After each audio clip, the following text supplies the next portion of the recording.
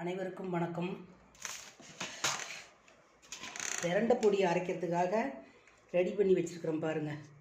இது துவரம்பருப்பு, ரேஷனில் வாங்கின துவரம்பருப்பை கழுவி வெயிலில் 2 நாள் காய வச்சுட்டு பொன்னிறமாக வறுத்து வச்சுருக்கேன். ஒரு பருப்பு கூட தீயவே இல்லை. இந்த மாதிரி வறுத்து எடுத்து வச்சுக்கணும். எள்ளு கொஞ்சமாக எள்ளுங்க, எள்ளு கொஞ்சமாக போட்டிருக்கேன். வரமிளகா ஒரு 15 மிளகாய்,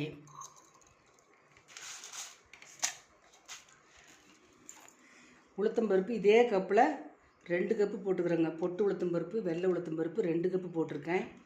கடலைப்பருப்பு 1 கப்பு, பொட்டுக்கடலை 1 கப்பு, குருமிளகு ஒரு ஸ்பூனு,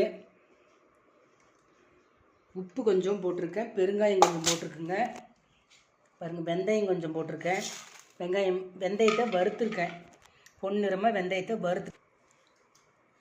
பிரண்டை இந்த கப்பில் 1 கப்பு, இந்த டம்ளரில் 1 டம்ளர் பிரண்டை நல்லா கழுவி நாரெல்லாம் எடுத்துட்டு நல்லெண்ணெய் 2 ஸ்பூன் விட்டு வறுத்து வச்சுருக்கேன்.